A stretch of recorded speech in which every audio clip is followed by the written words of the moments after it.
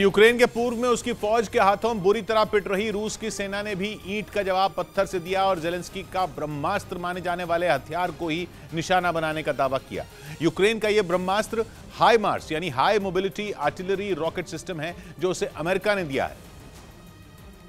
और जब से यूक्रेन के हाथ में हाइमार्स मल्टीपल लॉन्च रॉकेट सिस्टम आया है, तब से जंग में उसकी तकदीर और जंग की तस्वीर दोनों बदल गई हैं। खुद यूक्रेन के राष्ट्रपति व्लादिमीर जेलेंस्की हाइमार्स मिसाइलों के दम की दाद दे चुके हैं। वहीं रूस को हाइमार्स फूटी आंख नहीं सुहाता, इसलिए उसने दक्षिण पूर्वी यूक्रेन के जापोरिजिया में हाइमार्स रॉकेट सिस्टम के एक रिपेयर प्लांट पर मिसाइल दाग दी और उस हमले में प्लांट के पूरी तरह तबाह होने का दावा किया। रूस का यह गुस्सा इसलिए है क्योंकि यूक्रेन हाइमार्स रॉकेटों से उसके 350 से ज्यादा ठिकानों को उड़ा चुका है। इनमें रूस की कमांड पोस्ट और हथियार डिपो भी शामिल हैं।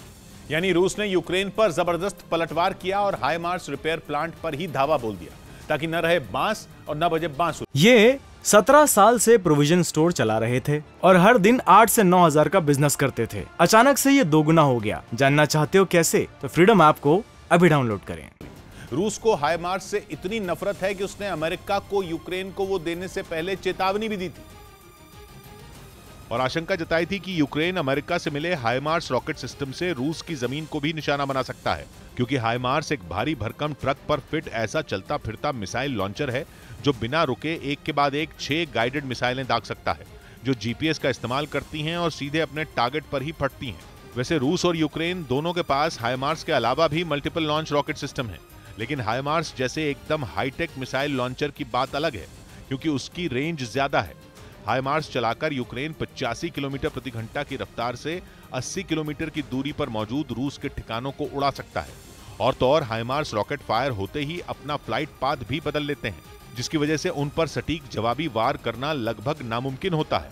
लेकिन रूस ने यूक्रेन के सिर्फ हाइमार्स सिस्टम को ही निशाना नहीं बनाया, बल्कि वो पूर्वी यूक्रेन में एक बार फिर जोरदार एक्शन में आ गया।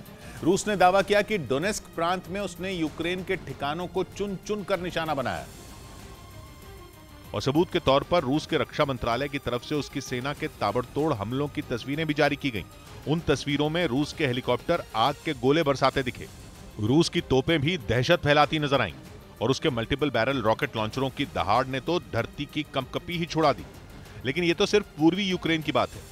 रूस ने दावा किया कि उसने दक्षिण में भी यूक्रेन की 3 बख्तरबंद गाड़ियों को निशाना बनाया और उसकी वायुसेना के Su-25 हवाई जहाज को मार गिराया।